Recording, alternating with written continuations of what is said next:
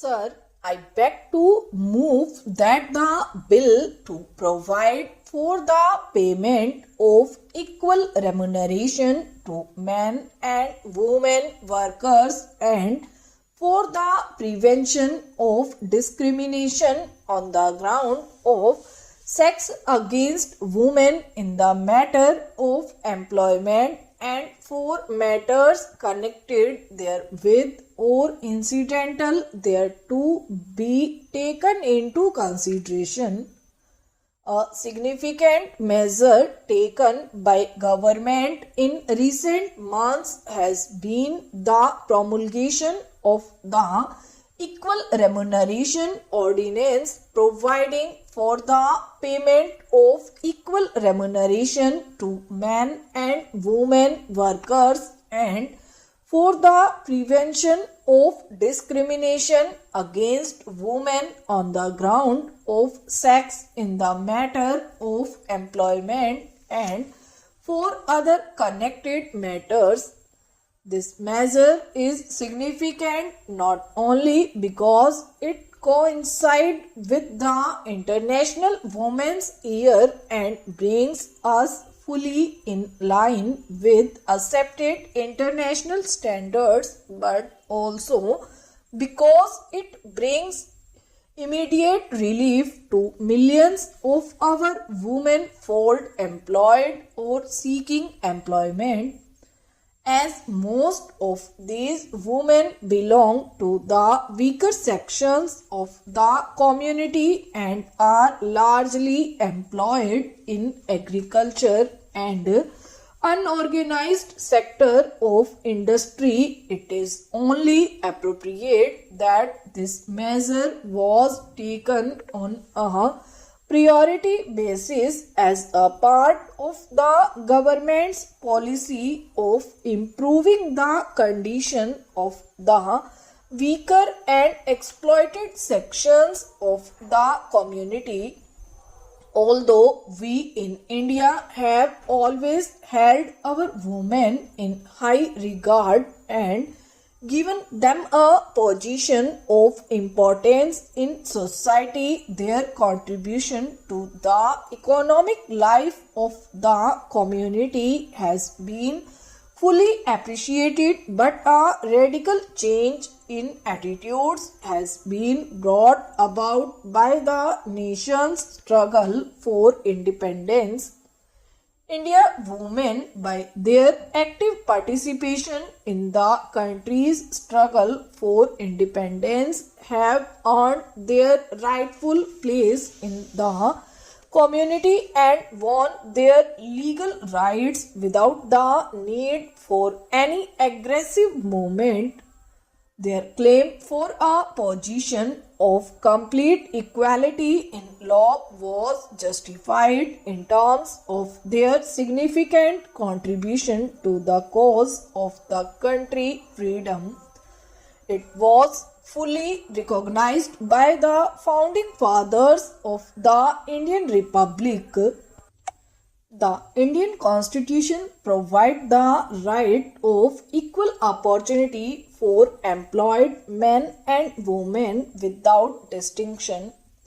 Article 15 of the Constitution prohibits any discrimination on grounds of sex, and Article 39 or our Constitution of India envisages that the state shall direct its polity amongst other things towards securing that there is equal pay for equal work for both men and women. India also ratified the International Labour Organization Convention concerning equal remuneration for women.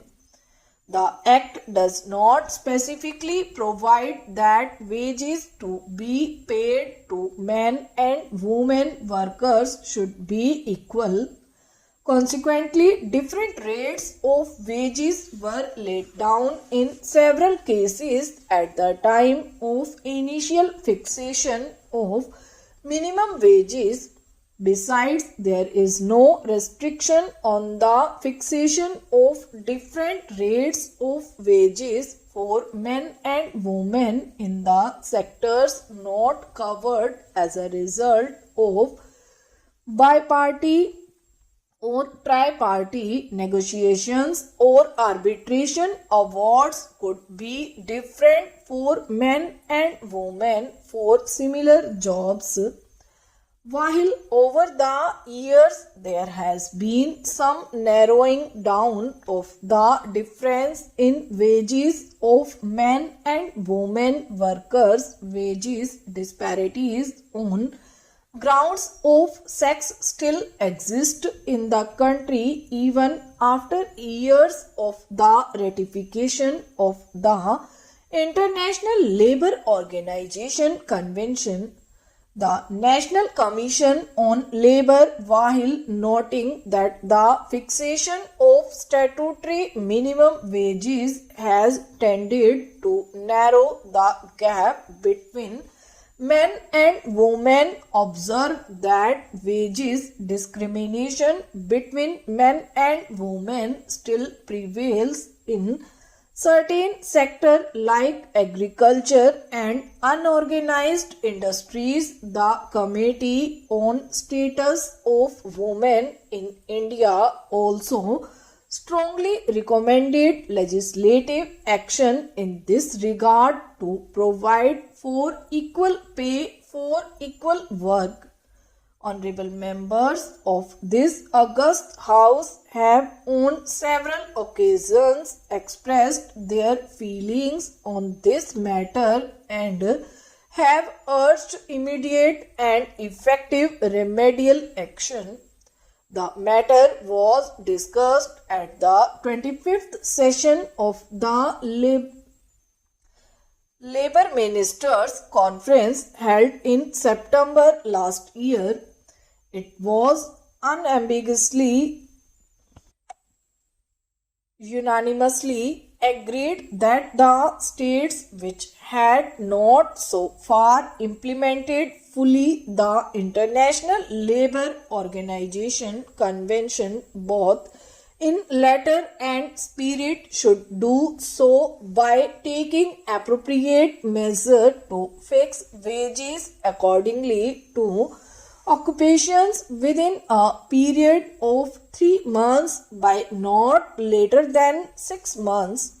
It was also suggested that statutory provision be made to prevent biparty agreements fixing different wages rates for men and women workers, to give effect to the constitutional provision as well as ensure stricter conformity to the International Labour Organization Convention. The Equal Remuneration Ordinance was promulgated by the President. It was much needed and overdue measure designed to benefit a large number of women labor, and it was felt that any delay in promulgating the ordinance would affect adversely the interests of women workers. It was also felt that it will be in the fitness of things to bring forward this measure to implement the provision of the Constitution in the year 2012, which was being celebrated as the International Labour Year. It is proposed to replace the ordinance by an Act of Parliament. So, the bill was introduced in the Rajya Sabha.